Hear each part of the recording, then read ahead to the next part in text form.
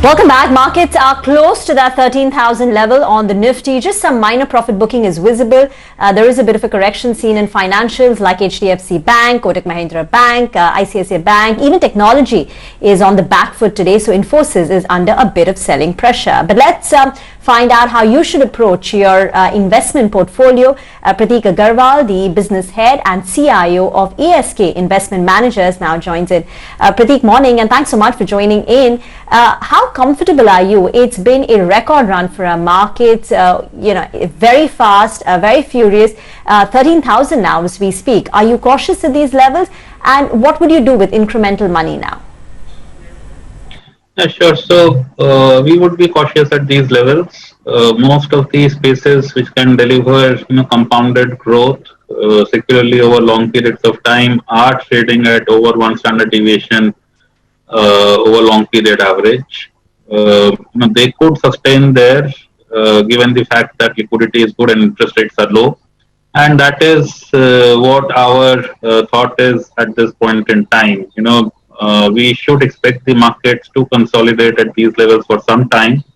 Not expecting any significant downtick given the low interest rate, high liquidity kind of a scenario that we are in. But consolidation is something that we expect.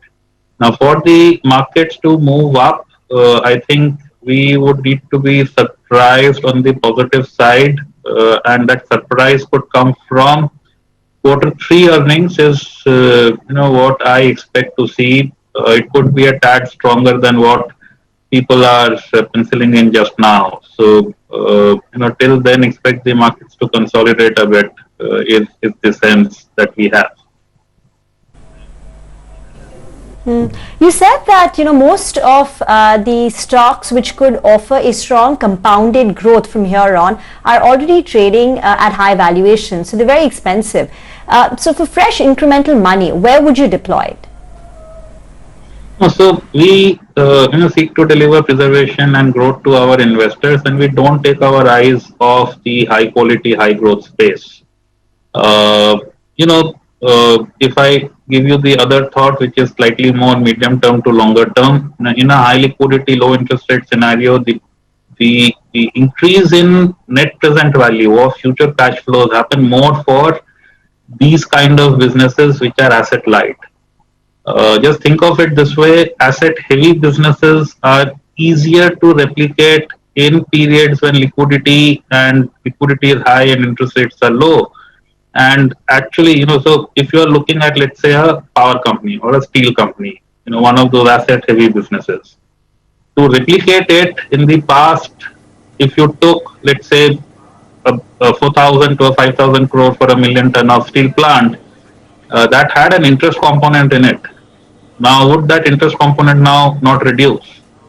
And ultimately, how would you value that kind of a business? It is the replacement cost plus maybe 2 years or 3 years of profits that are put in. Now, when liquidity is so high, when interest rates are so low, these kind of businesses actually get a cap and see a deterioration in future prospects because a lot more of competition can come in easier. I just took two sectors. It is probably true for many asset heavy businesses, especially the old economy. And in situations like these, businesses which have a moat, which may be asset light, frankly, and are able to compound for a length of time, would see valuations sustain for longer, and at least you will get the growth in EPS in terms of returns. That is the sense. So we continue to be focused on that space. We are long term. Our investors are also long term with us. Prateek, hi, good morning. Broadly speaking, one point of view is that return on equity in India is 12-13%, maybe a bit higher. Interest rates are 5-6%. So, and rates expectedly remaining low should lead to businesses reinvesting into new verticals or existing lines of businesses, etc. So we will see a large amount of investment from the private sector coming through. I know there are many other variables at play. Demand, of course, one big factor as well. But what are your thoughts? Because that directly sort of speaks to this theory that, or rather this narrative that asset-heavy businesses, cyclicals which have underperformed, be capital goods, industrials, contractors, they should do well going forward. So if they are into new gen businesses, what you are saying is correct. However, most of the capital good businesses in the country, for example, do old age businesses, coal fired power plants. I mean, that's not the flavor of the day at all. If you look at the increment that policymakers point out will need to be put over next several years, that will not fill what BHEL itself is capable of, for example. So what you are able to do in terms of capital goods is important. We need to be able to attract technology. We need to be able to get that into the manufacturing company which is listed rather than in the unlisted space, and then that forms a good play. Else, we would be moving up the price of something which is peddling old generation technology, which, frankly, is more to do with sentiment rather than any sustainability of growth. So I'm not saying capex will not happen. I'm really saying capex will happen, and with an intensity that we have probably not seen for a long time. There are catalysts for that. So what the government is doing in terms of import duty increases, in terms of PLI schemes getting extended to 10 plus sectors now, in terms of what state governments are doing and RBI is doing in terms of policy environment, do point to a big all-round capex increase. But then we have to see who can satiate that. What is getting manufactured now? My sense is a lot of that could be imported, and the play in the secondary market hence gets limited. There is a silver lining in the secondary market thing. Lot of the capex that we did, even old generation, was imports from China. Now, if, for example, we do that significantly lower than before, that could give some of the Indian businesses a lot of room to play and deliver growth, so which will have its own value.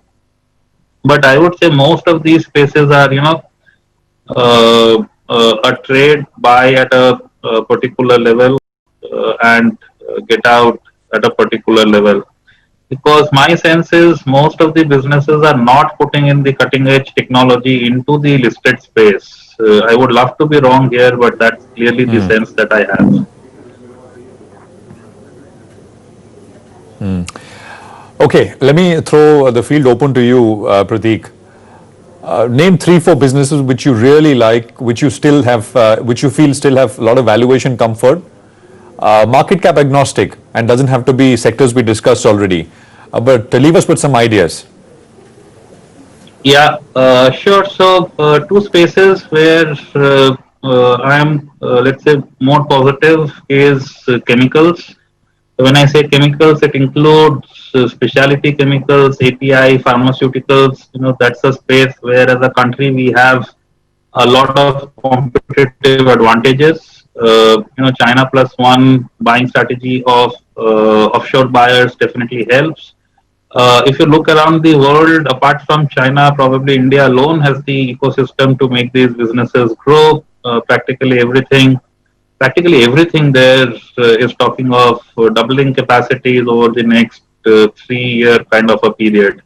So this really helps. If you look at the pharmaceutical space also, that's a part of this. In India, the penetration is lower, so that should increase. It is increasing. It's a 10 odd percent CAGR growth opportunity for a long term, and that's on sales. So on EBITDA and profits, the numbers look even better. So this is something that we are positive about. The other space is financials. the higher quality you are there, the better, because here we are witnessing a very strong value transfer from not so good lenders to good lenders.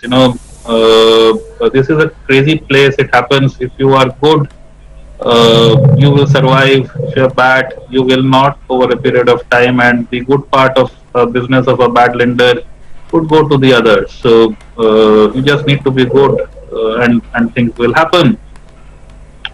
So here, actually, if even if somebody has a good valuation, it helps because they can raise money at those valuations. It's not only you have a good valuation, you should be able to raise money at those valuations, which most of our NBFCs and banks, which are deemed to be high quality, have demonstrated, and I do hence believe those valuations are sustainable. Competitive intensity, frankly, given the risk aversion in the space has reduced, so the runway to growth is Right. ahead of them and very, very long. Prateek, thank you very much for joining in. So that's Prateek Agarwal of ASK Investment Managers. He likes chemicals as well as financials. Markets could consolidate around these levels. He'll watch for where the Q3 earnings can surprise positively. We'll slip into a break on that note.